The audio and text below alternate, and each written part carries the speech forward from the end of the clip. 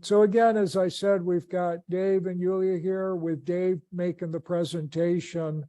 And we're going to do some intro to petrophysics, but then, really dive into what they've been working on, which is utilizing machine learning tools to improve the 3D geomodels and give, both traditional geomodeling, but also geomechanical, or traditional petrophysics, but also geomechanical modeling to insert into that geomodel as, the data source you have available for doing your engineering.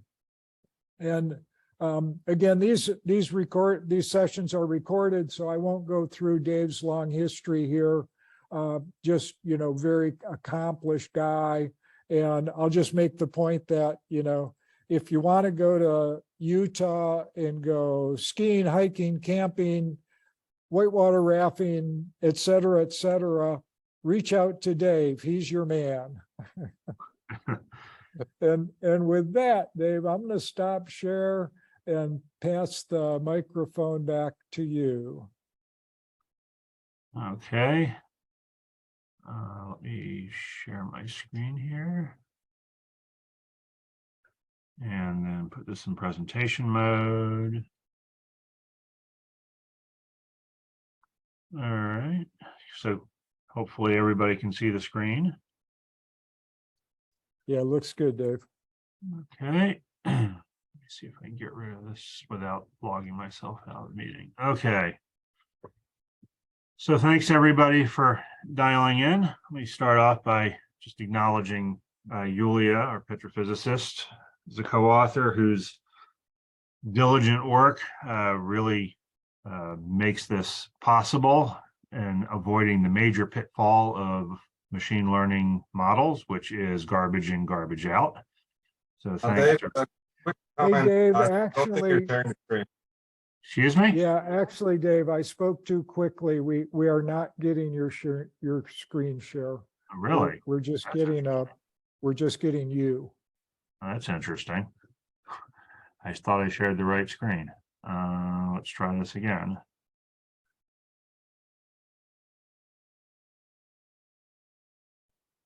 That did it. Okay. Is that working now? Yes, sir. Okay, let me go back then. So anyway, let me start again by acknowledging Yulia, whose petrophysical work is really key to this, and that I'll be presenting at the beginning, because thanks to her diligent work, we're able to avoid the main pitfall of machine learning model building, which is garbage in, garbage out. So fortunately, thanks to this work, we've got good, well-controlled data to throw into these models. So let me start out by giving a few slides that Yulia put together on the petrophysics workflow, just to let you know I'm doing the presentation just to save the rigmarole of having to swap out in the middle of a presentation.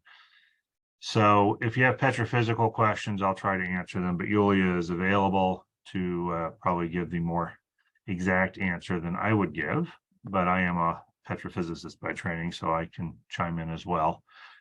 So let me just start off by giving the basic petrophysics workflow, which is really to build a basin-wide model.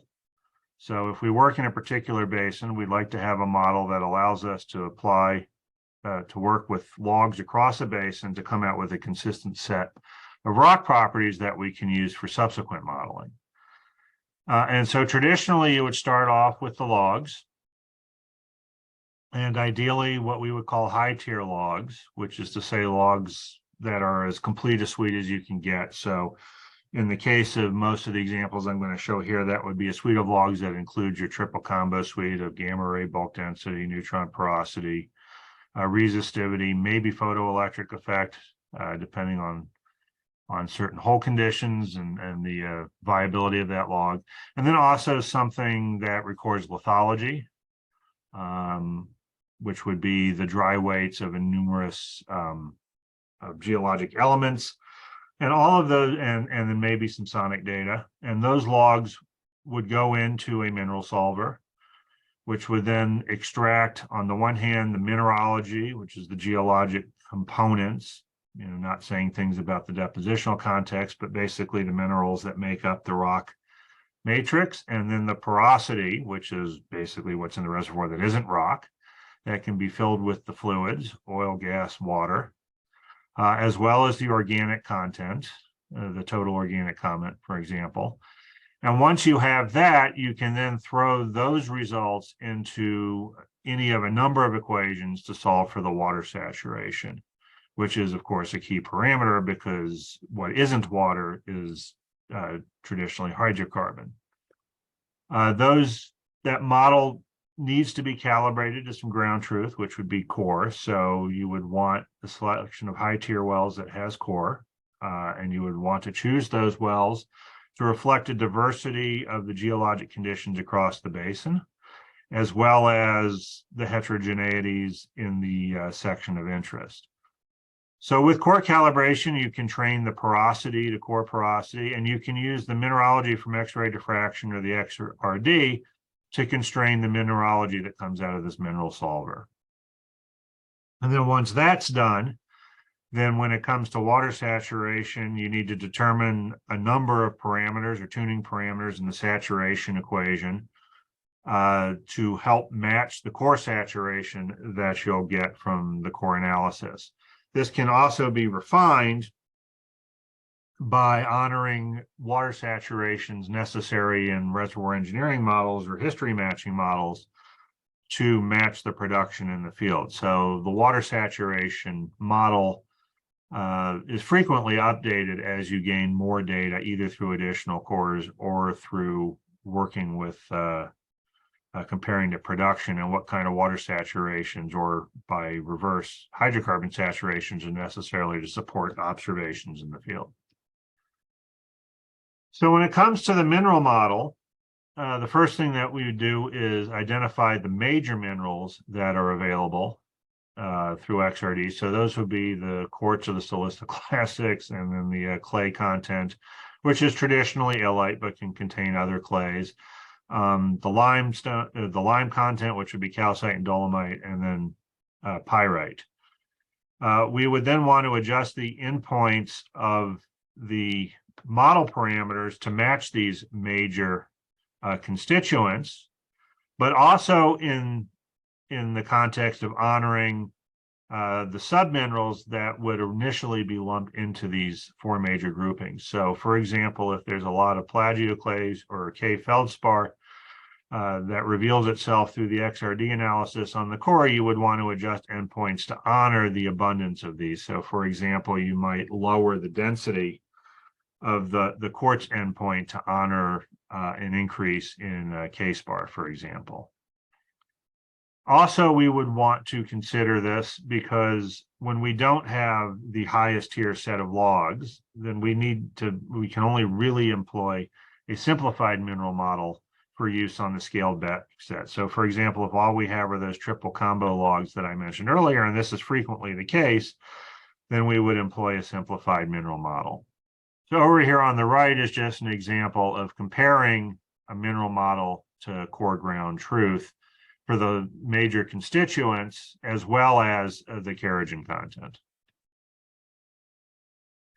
So the next step, once we have that, and then porosity falls out of that as well, we need to calibrate the water saturation portion of the model. So we would use the outputs from the selected high tier and core wells across the basin, and then also reservoir engineering later, as we might need to refine this. And the core data allows us, as I mentioned, to calibrate the mineralogy and the porosity, but we need to employ other things to come from saturation. So, for example, we need to know the salinity across the basin. So if you have a good salinity map, then you can pick the salinity at the well that you're applying this model to, throw that into the saturation equation, and get a proper water saturation that can vary as the conditions, the fluid conditions, vary across the field. In the absence of that, you could use the gas-oil ratio if available. Certainly we would want to use that for TOC, but you can also use it for fluid calculations, because that will play into the portion of the fluids that isn't water. Okay. And then to apply this model across the basin, of course, you need to have, and this is also very fundamentally important for the facies modeling that I'm going to discuss coming up, but you need to have your inputs, which is to say your log data, in the same model space, as it were.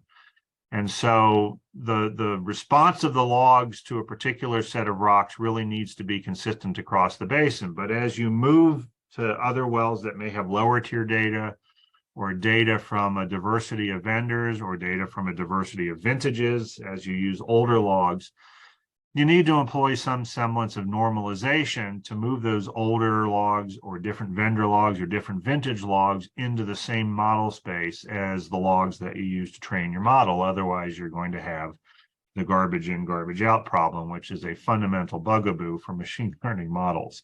So best to eliminate that as best as possible. So the way that we would do that is that we select key wells across the basin that cover the depositional changes, or that cover the diversity of the geology that we have in the basin, both vertically and geographically. And we would build a key well database. And then we would take these lower quality logs, for example, this light blue one here, and identify the key wells that are closest to it, and weight the normalization based on the distance to these key wells. So we would weight this wells, we would normalize with a higher weight to this well, for example, than we would to this well, based on proximity and the implication that the geology would be more consistent over the shorter distance. Now, if it turns out that there are faults or other depositional features that might cause this choice of wells to not be really representative of this one, for example, this well is across a fault or something, we wouldn't use it. And that's certainly the case here. This is a key well in our sphere of influence here that is not used in this example. So more specifically, we would always want to normalize gamma ray and neutron porosity logs. And I'll show this coming up in the next slide. We may want to normalize the photoelectric effect, but we find that really it depends on the basin. So some basins we need to do this, some basins we don't. And we would want to calibrate the bulk density log depending on the vendor, just because different tool physics can sometimes produce different results over the same rock. So just as an example of the normalization process, here we have our gamma ray, neutron porosity, photoelectric effect, and bulk density logs. The black curve in each case is the key well gamma ray distribution. The blue is the distribution of gamma ray in our log of interest, and the red is what we would get after we do the normalization. So these two would use something like a histogram equalization algorithm. The density didn't need to be normalized in this case, probably due to similar vendor. And here the PE might just be something like a DC shift. What you'll notice that isn't here is the resistivity log, and that's because we typically employ different models based on whether it's a ladder log or an induction log. So the outputs of the petrophysical model are really the fundamental initial building block for the models that we want to ultimately end up with, which is to say models that can predict production, or how to do a completion optimization, or a geomechanical model, and so forth. All really start with having the basic rock properties which fall out of the petrophysical model. The way that we would extrapolate those properties in 3D so that we can make predictions on wells that we haven't drilled yet is to throw these data into a facies model. And that's what I'm going to talk about for the rest of this presentation, using machine learning to build a facies model that can be used to propagate our properties of interest in 3D so that we can build the models that we want to build.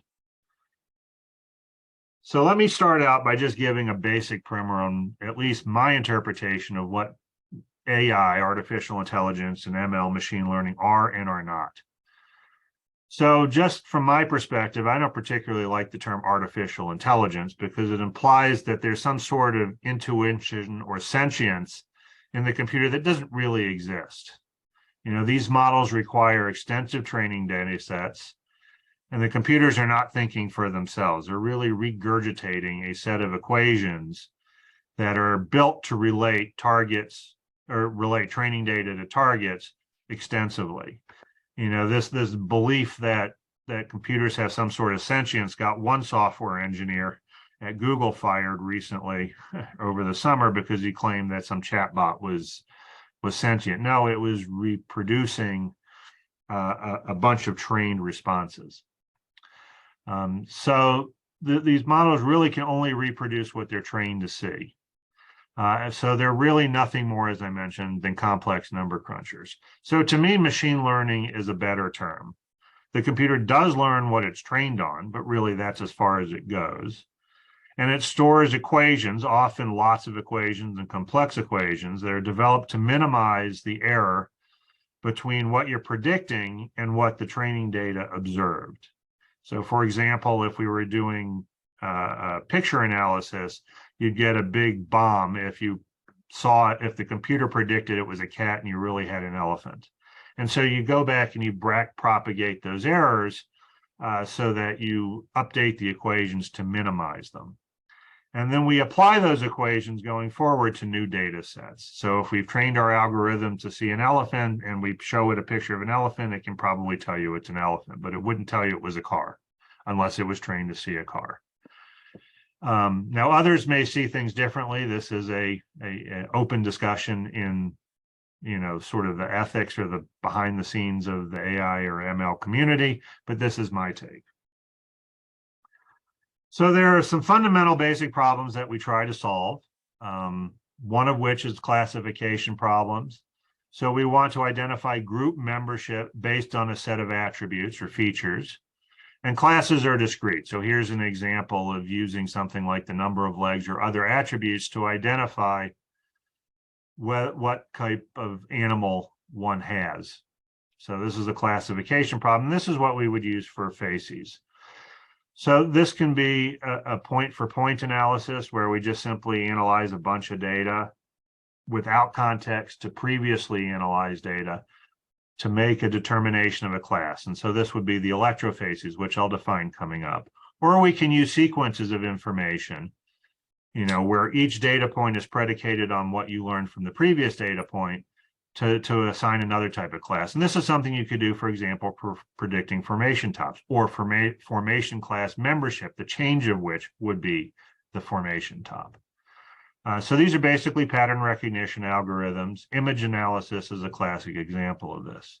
Another type of problem you would solve would be regression problems, where this is trained on or applied to continuous variables.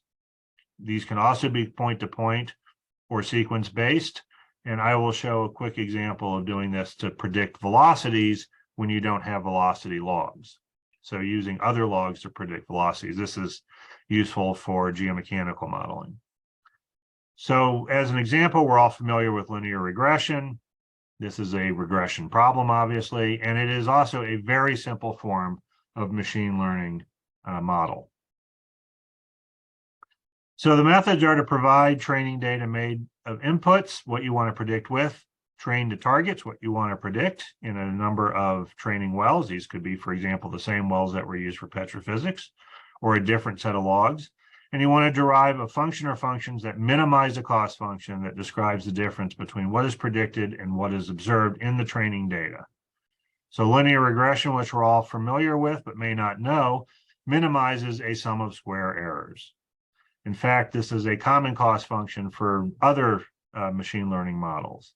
Most of these methods rely on linear algebra, and the nonlinear models, which are the strength of these models, are really just chain sequences of linear models. As shown here, a neural network, for example, is an example where each neuron is a linear equation, but the sum of neurons is a highly nonlinear function approximation. The models can be shallow or deep. You may have heard these terms, shallow learning or deep learning. This is really a qualitative description of how complex the layers, how the models are, for example, how many layers they may contain. Most experts will recommend using the shallowest or simplest network that gets the job done. And ultimately, what type of model you use and what hyperparameters, that is tuning parameters, the things that are not in your training set but are necessary to go from A to B, what you choose is kind of like throwing a spaghetti at a wall, see what sticks or does the best job. And it's very difficult to predict what that's going to be until you actually start working your way through a number of models and hyperparameters to get the best result. So when we come to facies models, let's just first get out of the way what it is that we're trying to accomplish. We want to segment the reservoir into zones of consistent properties based on logs. Those properties can be discipline specific, which is what I'm really going to focus on here. They could be petrophysical properties, which is to say the properties that are diagnostic, the porosity and the saturations, or geologic properties, which can be the mineralogy, or geomechanical properties, which can be things like the elastic moduli, Poisson's ratio, etc. To make an effective facies models, we want to be able to integrate the data between the disciplines as well. So, for example, we might want to relate the porosity features with the geologic features, and we do that, in fact, and we call this thing a production quality, and I'll go into more detail about this.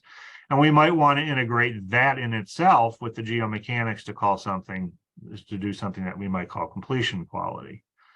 And this provides inputs for reservoir models, and we use machine learning for defining these because we're relating the logs, which is our training data, our features, to targets, which would be petrophysical properties from the petrophysical model, or the mineralogic properties from the mineralogic model, or the geomechanical properties from a geomechanics model.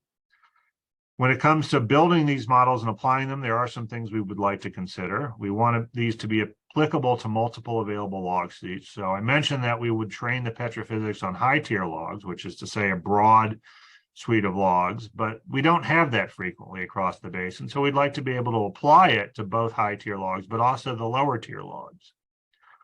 We'd also like to have a consistent set of facies boundaries, which I'll call a coupled model. And this is a cartoon illustrating what I hope you'll see is the advantage of this, and that as the facies will change, they may not change consistently between, say, what we'll call the reservoir quality facies. I'll define this in more detail coming up, but this is really the porosity and saturation portion of the rock. May not change in all the places that the geofacies would, which is the mineralogy-based facies, but where they do change, there are common boundaries, and this allows us to relate them more uniquely or more discretely than if we were to model them completely independently, where you will get, just due to the vagaries of classification algorithms and inputs, significant overlap, which makes it very difficult to relate what's what. We'd also like to have a consistent interpretation, which is to say that the class definitions are universal. So if I were to see this class in a reservoir quality facies set, this red class, it would mean the same thing statistically wherever I saw it anywhere in the basin, both within the zone of interest or in wells that are spread geographically. And we also need to balance what petrophysicists would call the age-old argument of lumping versus splitting. Are you a lumper or are you a splitter? Do you want fewer facies with broader statistical spread of the properties, or do you want lots of facies with minimal statistical spread of the data? And we need to find that balance to make these models effective as we propagate them in 3D and then through our subsequent models. So the model that we create, this is the high-level view of what it is that we want to define the model. We do that using unsupervised learning of training well logs for defining electrofacies. So in electrofacies, and we saw this last week in Dawn's presentation, there's really just a bulk grouping of the multivariate log responses of the logs. It's a clustering. And then whatever the logs respond to in terms of changes in the rock all sort of gets lumped together. And we call this an electrofacies based on the old definition that logs are really electronic logs or e-logs. And so this is a facies just based on the multivariate variability of those e-logs. So we call them electrofacies. But we want to relate those electrofacies to the individual properties that we care about, or the specific groupings of properties we care about. So we would relate them to the petrophysical model in the training well, and we can break them out into what I'm going to call a reservoir quality facies, a geofacies, and a geomechanical facies. And they're combinations of electrofacies based on the similarity of the relevant properties between them. So reservoir quality facies would be, for example, the porosity, the saturation, the kerogen content. And then if we want to consider effective versus total porosity, we might throw in the clay content, which is really what determines the leap between one and the other. For geofacies, we would consider those 4 mineralogic inputs that we use, the main 4, which would be the quartz content, the lime content, the clay content, and the pyrite content. And then the geomechanical facies would be the geomechanical properties that we would calculate, the elastic moduli, the Poisson's ratios, and maybe some other properties. When it comes to applying these models, then we would use the supervised learning to find the electrofacies in non-training wells. So we would build models that relate the input logs to the electrofacies, and then we'd use supervised learning to relate those, to find those same electrofacies in all the other wells we have throughout our basin that were not used for training. Because we have different availability of log suites in different wells, we would use different models. So we would use like to like. So for example, we would train a triple combo only supervised model on the training wells, which means we strip away those logs that aren't triple combo, retrain the model, and we would use the triple combo logs model when we only have triple combo logs. If we have triple combo and sonic, we can leverage the sonic data by employing a triple combo plus sonic model when we have a set of logs that has triple combo and sonic. And then if we have triple combo and the lithology logs, then we would obviously have a higher tier model to accommodate that. And then once we find those electrofacies, we combine them into specific facies sets as we defined up here. So we have a transform of electrofacies to these 3 sets in the training wells, and we would apply that same transform once we find the electrofacies from the supervised learning. So as I mentioned, the domain facies are coupled to the electrofacies. That allows them to share these common boundaries. And then once we've defined the reservoir quality and geofacies, and we'll see this going forward, and you'll see much more of this in Katie's presentation next week, we can cross-tabulate them to form the production quality facies, which is to say, when you have a particular reservoir quality facies coexisting at a depth or in a zone with the particular geofacies, that's one production quality facies. And if the reservoir quality facies were to stay the same and the geofacies were to change, or vice versa, that would be another a different production quality facies. And this, because of its combined responses of the rock and the pores, we use this in the 3D reservoir model. So at high level, and I'm going to go through this fairly quickly, the unsupervised learning is applied to the normalized log data of model wells. Normalized, remember I talked about that earlier, the importance of that, to define the electrofacies. And in this particular, in what we typically use is a self-organizing map on logs transformed into their principal components, which allows us to, on the one hand, add a values normalization, and on the other hand, filter noise. This can effectively allow us to do noise rejection. This electrofacies, which I call a hidden layer internally, I should have changed that here, because it's not an a priori output, is combined to form these reservoir quality facies, geofacies, and geomechanical facies. And we typically do this using hierarchical clustering, where we use the diagnostic properties of the facies we're interested in. So if this was geofacies, we would want to consider the quartz, carbonate, and clay contents. If it's reservoir quality, we would use these properties. And if it's geomechanics, we use the elastic moduli, Poisson's ratio. And we can use the static data to do this, because that's ultimately what's going to be more descriptive of the rock's mechanical behavior in the field. And we use the vertical and horizontal properties of each of these, because these rocks are anisotropic. We use a parameter called K0, which is an intrinsic rock proportionality property that's a proportionality constant, really between, that's built off of the vertical and horizontal anisotropy of the elastic moduli and Poisson's ratio, but it's a proportionality constant that goes from the rock property to stress when you know the BO coefficient and pore pressure and depth, for example. And then the unconfined compressive strength. The facies are combined for use in the reservoir model using cross-tabulation. So as I mentioned, production quality is the cross-tabulation of reservoir quality and geofacies in any depth. And then we have completion quality, which is the cross-tabulation of the production quality, which captures these two, and the geomechanical properties. And this is experimental. This is something we're still working on developing. The supervised learning model that's used to find the electrofacies in all the other wells needs to have normalized logs in the same model space that we built the model on. And we typically use a pattern recognition artificial neural network for this. And then once the electrofacies are found, we can follow the same agglomeration steps defined by the model well to get the discipline-specific facies and by extension, production quality and completion quality. So this is basically a self-organizing map. You set up a matrix of nodes over your data cloud, and those nodes move to honor the distribution of the data in the data cloud, and then you assign classes based on proximity to the nodes. And that's shown here, where the different colors are different classes. This is the electrofacies.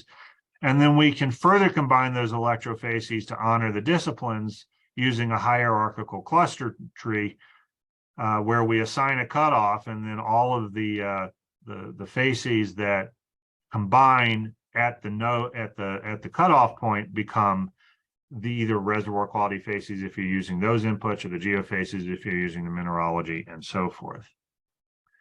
So this is a slide from last week that just sort of shows some utility of this in a summary. So this is a cross-section of geofacies, where the blue shaded data are the carbonate-rich rocks, because geofacies are built on the mineralogy portion of the rock and not the porosity portion. And in this case, we're coming off of a carbonate shelf, which you can clearly see in this cross-section because the amount of carbonate rock disappears rather precipitously and gets replaced by rocks that are more siliciclastic. So we can do this because by not using electrofacies specifically, because we've decoupled the domain-specific facies from the log-based electrofacies. And we've been able to do this by training to the petrophysical model or the geomechanical outputs. In this case, it's the petrophysical model. So just to reiterate or summarize, the reservoir quality facies are what happen in the pores. The geofacies really are what happens in the rock and not the pores. And the geomechanical facies are really what happens within your rock when you treat it as an engineering material, which we really need to do because it's going to dictate how our fractures are going to propagate on the one hand, or even how effectively we can drill this well, or how efficiently we can drill this well. But when it comes to 3D modeling, we really want to know what happens to all of this. So we use the production quality, which is the integration of what happens in the pores absent the rock and what happens in the rock absent the pores, into the production quality facies, which is what happens in both. And then, of course, we can combine that with geomechanics to come out with sort of the overall facies discrimination or the completion quality. So these are just a few examples of 3D models. And I'm going to be very superficial in my treatment of this because next week you're going to get far more detail. So tune in next week to Katie and Daria's presentation to really get more detail on how these facies and the petrophysical properties that they're tied to can really be leveraged in 3D. So what you see here are just two cross-sectional slices of a couple of the facies. This is the production quality facies, and this is a cross-section. It's not just using tie lines to draw between wells, but it really follows the structure of the basin and allows us to propagate the properties so we can see what happens where we don't have wells, so that we can build models prior to drilling. And so this is the production quality facies. This is the geofacies. We should keep in mind that each facies is a constrained average of its defining properties, and these can be ranked from best to worst based on what you're looking for. It allows us to see how the properties distribute across the basin this way and also vertically across your section. And what you should notice here and take home is that there's a lot of heterogeneity in both directions. We can also see that here, this is a slice taken from a 3D model where we're showing the porosity, which has been distributed with the production quality facies. And so you can really estimate in 3D what you expect the porosity to be. This could be used for well location. It could be used for choosing landing targets if the well location is predetermined, and so forth. And we can take slices of this from anywhere to get average properties. And so, as I mentioned, we can use this to map lateral trajectory. It can be used for well location. And of course, this can be used for input to reservoir models, and you'll see much more on this next week.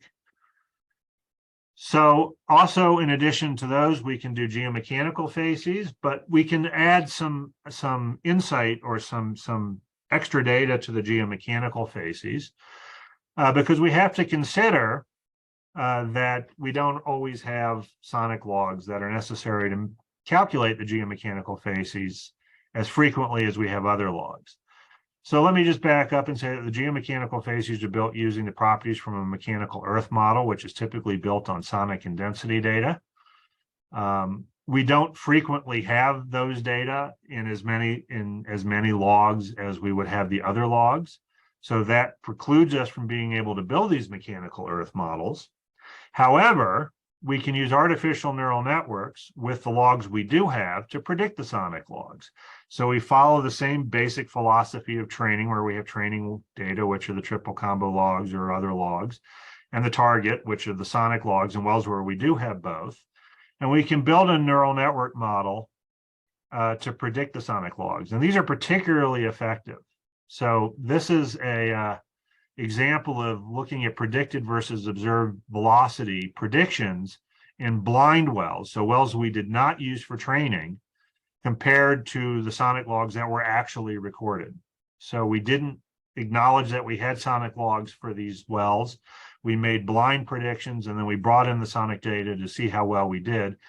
And in general, you do really, really well. And so the advantage of being able to employ these neural network models on all the wells that you're going to use to build your 3D model, but the ones that don't have sonic data, means that we can improve the data density for propagating the properties when we come to building a 3D geomechanical model.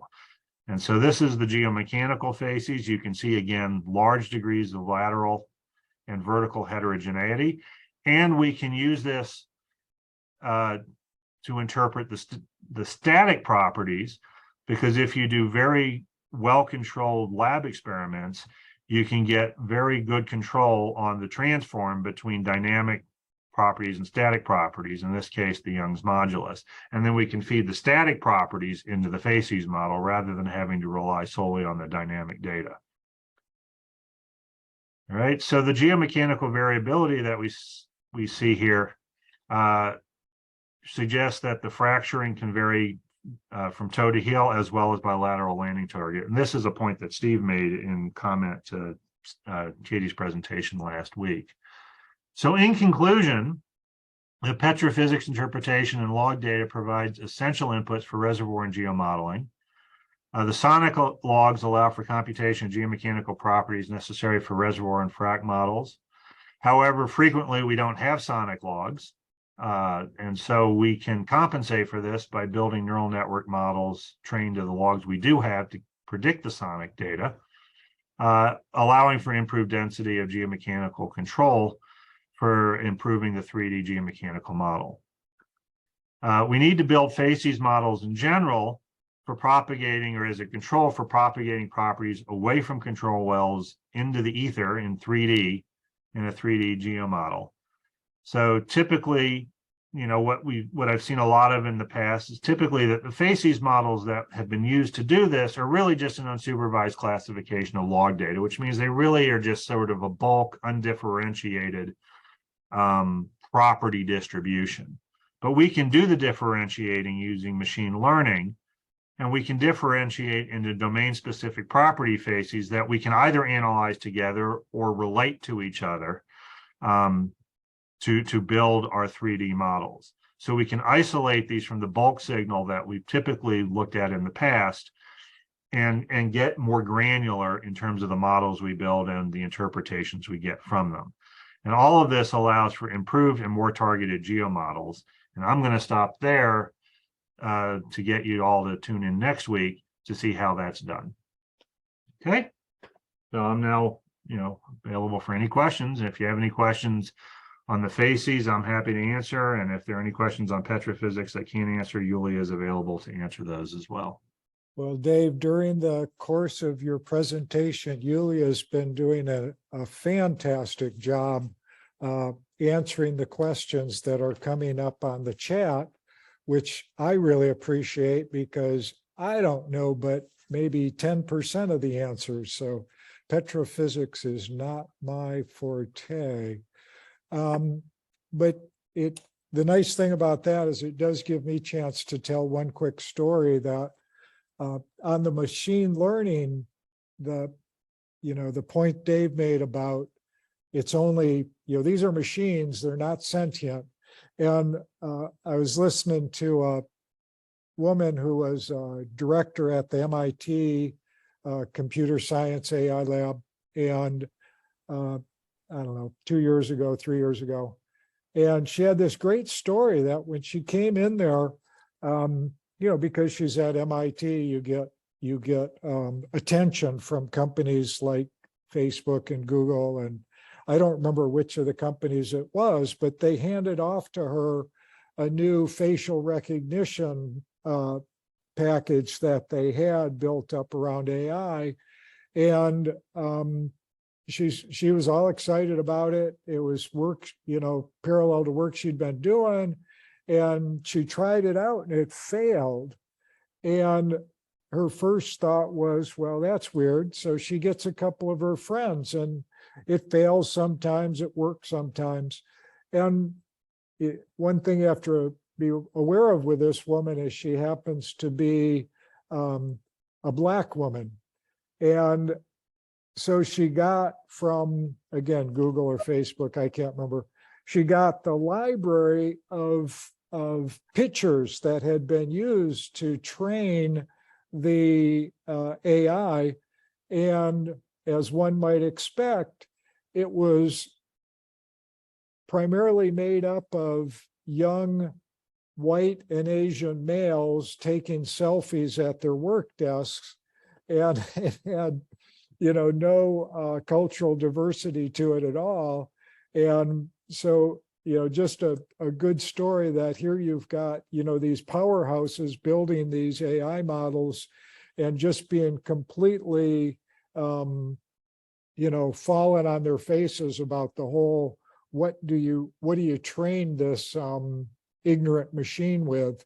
And anyway, so I think that the moral of the story there is you have to be really thoughtful about how you train this stuff and what library of information you can build, and build the biggest library you can, to make it as useful as possible. So with that story, Dave, there is one question back here that Yulia was punting over to you. Let me, had so many questions here, I'm going to have to scroll up for a while. Okay, from Radu. When you are developing the 3D model, how do you pick the number of clusters / facies in your upscaling, and how do you calibrate them? So for the 3D model, I suspect that will be addressed next week by Katie and Dario. But it's a valid question as well for even building the facies, and the balancing the lumping versus splitting. And when we build these models, there's a lot of back and forth because it's kind of an iterative process as we build the 3D models. So sometimes the number of facies we have is too many, sometimes it's too few. And it's sometimes hard to tell that until you've really propagated in 3D and try to make interpretations in 3D. So there is some iteration in that. But even to get the initial guess or the initial estimate, there are some sort of AI techniques that are used to determine, for example, where to cut off a dendrogram from the hierarchical clustering, or how many nodes to stick into a self-organizing map, although you can use other methods and so forth. Those I find to be more guides than absolute. And so it really just comes to looking at the data and the distribution of the data per facies as to whether or not you think you found the appropriate balance. And then, of course, the true test is when you try to propagate it in 3D and get feedback from that. So it's somewhat of an iterative process.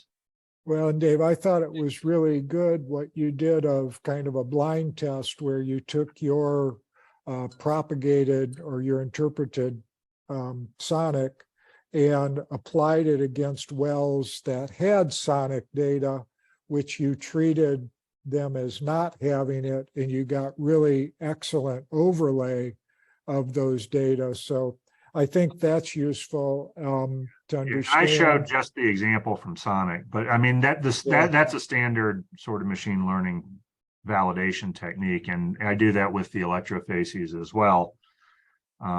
And then, but that's even trickier because you have to sometimes employ different types of models or different tuning parameters based on the amount of data you have, because the electrofacies are built with the high tier data, and you obviously lose some resolution when you throw away some of your input logs to build models when you have lower tier data. Yeah. But Steve, this is Carl. Can I ask a question? Sure. Sure, Carl, go ahead.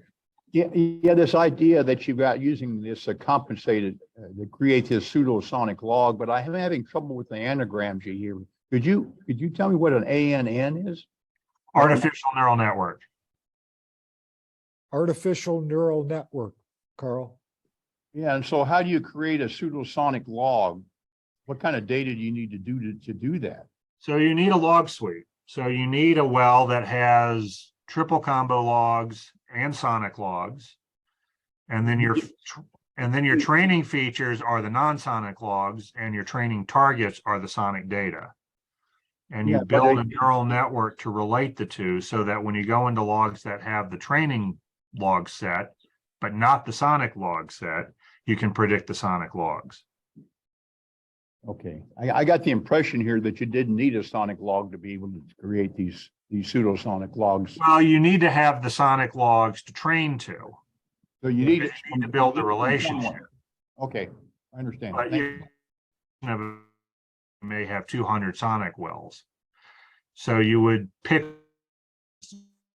examples, the examples to train to, and then you can apply that model to, say, the other 800 and 1,000 that don't have sonic data.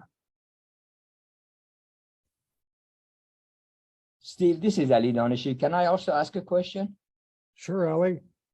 At what point do you move the selection of the models between a machine or a person?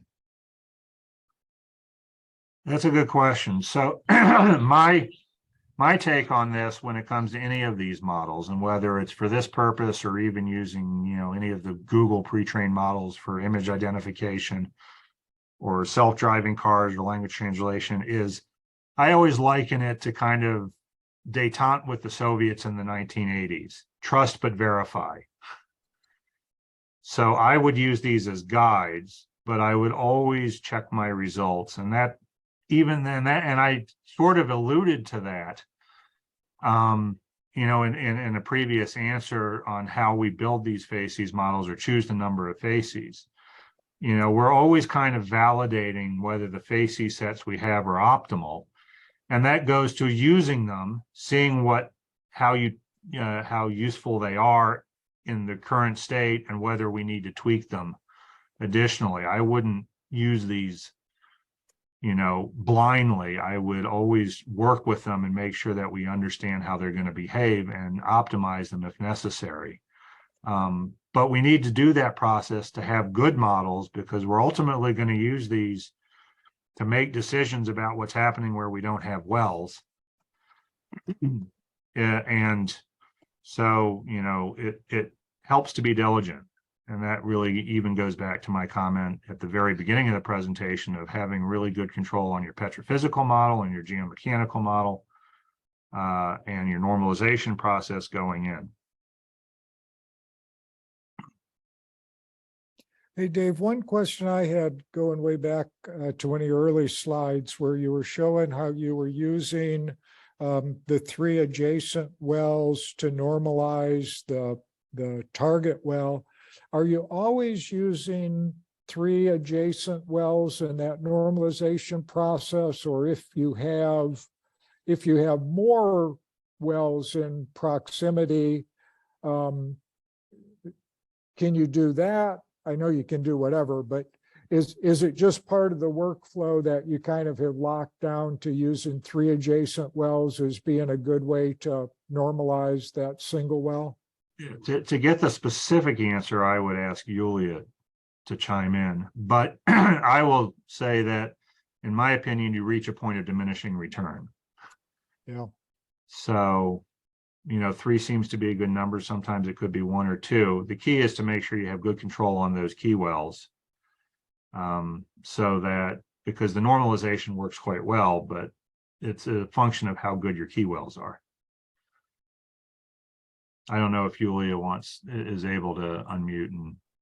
Yes, so it all depends on, since we're looking into basin-wide model, we want to make sure that we capture the changes, lithological changes, if there is thickening, thinning happening. So I would say in the heart of the basin, you can get away with 3 key wells. When you start going to east, west, south, north to and see significant changes in lithology, then 4 to 5 wells, nearby wells, would be better to have. And yes, good quality of the data, minimum bad hole, newer logs. Well, listen, everybody, we're at the top of the hour here, so we're going to have to kind of close this session. So thank you. There's one last one from Radu about the translation of dynamic to static. And yeah, you really want to do that using core samples and laboratory tri-X testing. And the data Dave showed is from some very well-controlled lab testing. And early in my career, I did a lot of that kind of stuff. And I'd say that Sean Arrington, who we've had, well, it's been a couple of years, but Sean and his team do a way above average job of controlling those tests. And if you need help with that, he'd be happy to do so. So with that, I'm going to take, Dave, if you can end Sure. Yep. There we go. There you go. And let me get back to sharing my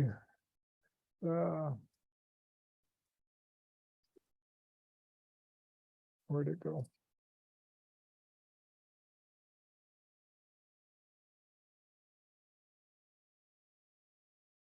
Well, I guess my only share is there we go.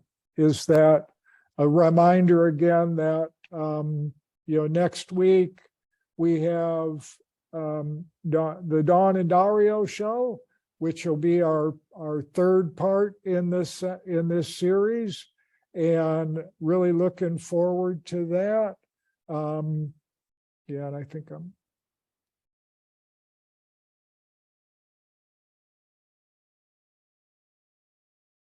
And so there we go. I'm sorry, I said Dawn and Dario. It's Kate and Dario. Dawn was last week. Sorry about that. So hope everybody's able to join us next week. It's going to be, I think it's going to be fun again. And as usual, we're always interested in having people sign up to be guest speakers. We know y'all got a lot of knowledge out there, and we just try to provide a platform where people can share their knowledge in this space. So again, thanks everybody for being with us today. Look forward to seeing you next week as we get more deeply into geomodeling and geostatistics, and then transfer from there to how do you apply all this stuff in an engineering manner, which is when the fun begins. So thanks, everybody. See you next week. Thanks a lot, Dave. And I owe you and Yulia some NSI Frack Everything coffee mugs next time I see you guys.